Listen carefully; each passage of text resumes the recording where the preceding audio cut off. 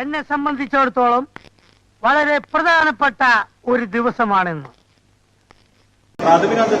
ഞാൻ പ്രാഥമിക അംഗത്വം ഒരു കുഴപ്പമില്ല, സന്തോഷമുള്ള മക്കളെ, സന്തോഷായി.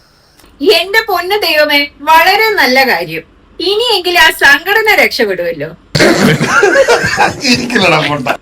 എന്താ ഇവര് പറയുന്ന ഒന്ന് കേട്ട് നോക്കിക്കോ.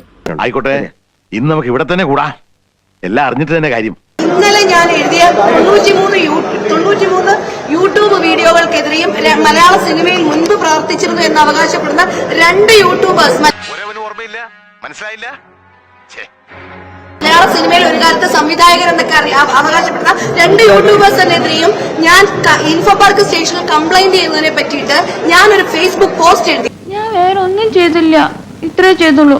അതിനാണ് ഇവന്മാർ ഇങ്ങനെ ബഹളം വെക്കുന്നത്.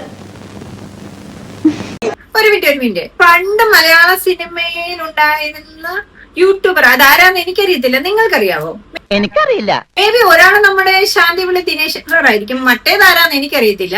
അറിയാവുന്നവരുണ്ടോ എന്ന് പറഞ്ഞേരെ. അതാ അങ്ങോട്ടേക്ക് നോക്കൂ, അങ്ങോട്ടേക്ക് നോക്കാൻ ബുദ്ധിമുട്ടുള്ളവർ ഇങ്ങോട്ട് നോക്കിയാലും മതി. ഈ അടുത്തിടെ ഇവർ ഏതെങ്കിലും സിനിമ ആരെങ്കിലും കണ്ടിട്ടുണ്ടോ? ഇവരും ഒരു പഴയ നടിയാണ്, പിന്നെ പണ്ട് എന്ന് മറ്റുള്ളവരെ ഇൻസൾട്ട് ചെയ്യേണ്ട കാര്യമില്ലല്ലോ.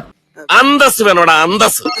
സത്യൻ അന്തിക്കാണ്ട് സിനിമയിൽ എങ്ങാണ്ടാണ് ഇവരെ ഞാൻ കണ്ടിട്ടുള്ളത്. ലേറ്റസ്റ്റ് ആയിട്ട് ഇവരുടെ ഒരു മൂവിയും ഞാൻ കണ്ടിട്ടില്ല. നിങ്ങൾ ആരെങ്കിലും കണ്ടിട്ടുണ്ടോ എന്ന് പറയണേ. ഫുൾ പോസ്റ്റ് എന്താണ് എന്ന് പോലും മനസ്സിലാക്കാണ്ട് നിങ്ങളടക്കമുള്ള മെയിൻ മീഡിയാസ് ഏത് രീതിയിലാണ് വളച്ചൊടിച്ച് ഇതിനെ കൊണ്ടുവന്നിട്ടുള്ളത്. നിങ്ങളും അതിൽ ഉത്തരവാദികളാണ് എന്നത് ഞാൻ പറയുന്നു. ഇവർക്ക് എല്ലാരും ഇൻസൾട്ട് ചെയ്യാം, ഇവരെ ആരും ഒന്നും പറയില്ല. ഇതെവിടുത്തെ ന്യായം? അതൊന്നും എനിക്കറിയാൻ മേല. ഇങ്ങനെ എന്തെങ്കിലുമൊക്കെ പറയുമ്പോഴേ എന്റെ മനസ്സിനൊരു സന്തോഷം ഉണ്ടാവുള്ളൂ. ഞാൻ എന്റെ സന്തോഷം നോക്കിയാ പോരെ. ഞാൻ അത് എനിക്ക് ഉൾപ്പെടെ വരുന്ന ഒരു ആരോപണമായിട്ട് ഞാൻ വിചാരിക്കുന്നു. കാരണം സത്യം മാത്രം. ഓഗസ്റ്റ് 15-ാം തീയതി അധികാരത്തിലേറിയ കമ്മിറ്റിയുടെ ഇന്നലെ മുതലുള്ള ബില്ലുകൾ ഉണ്ട് എന്ന് ഞങ്ങൾക്ക് നെഞ്ച് കൈവച്ച് പറയാൻ പറ്റും. അത്ര വലിയ ബന്ധങ്ങളിലേക്ക് പോണോ ശിവൻകുട്ടി? റേഷൻ കട മറന്ന് മണ്ണെണ്ണ വാങ്ങണോ?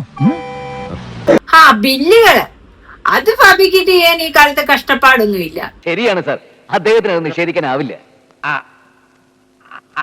ഈ സംഘടനയ്ക്ക് അങ്ങനെ ഒരാൾക്കും ഏത് കമ്മിറ്റി വന്നാലും അവർക്ക് അങ്ങനെ സാമ്പത്തിക തട്ടിപ്പോ ക്രമക്കേടുകളോ ഒന്നും നടത്താനായിട്ട് പറ്റില്ല. എന്റെ ഈ അന്ന സത്യം ഞാനങ്ങനെ ചെയ്തിട്ടില്ല. വെറുതെ കഴിഞ്ഞ ആഴ്ച നടന്ന കാര്യങ്ങൾ പറഞ്ഞ് എന്നെ നാറ്റിക്കരുത്. ഒന്നിനും വിശ്വസിക്കാൻ കൊള്ളില്ല. വിശ്വസിച്ച് കൂടെ നടക്കുന്നവരാ ചതി കാണിക്കുന്നത്. നമ്മുടെ ബാബുരാജ് ഇവരെ കുറിച്ച് എന്തോ പറഞ്ഞിരുന്നു, എന്തോ ഫിനാൻഷ്യൽ തട്ടിപ്പിനെ കുറിച്ച്. എന്താണെന്ന് കേട്ടാലോ? വന്നേ നമുക്ക് നോക്കാം. 67 ലക്ഷം രൂപയുടെ കണക്ക് എനിക്ക് തെറ്റി അയച്ചു. ആ 67 ലക്ഷം രൂപയുടെ കണക്ക് ഇവിടെ കിട്ടിയിട്ടില്ല.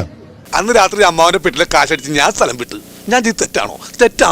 ഞാൻ പറയുന്നു, അവനൊരു സാമൂഹ്യ ദുരന്തമാണ്. വ്യക്തിപരമായ പ്രശ്നത്തെ വ്യക്തിപരമായിട്ടും സംഘടനാപരമായ പ്രശ്നത്തെ അങ്ങനെ കാണാനും കഴിയാത്തിടത്തോളം കാലം ഇനി ഏത് കമ്മിറ്റി വന്നാലും ഇതേപോലെയുള്ള പ്രശ്നങ്ങൾ ഉണ്ടാവും.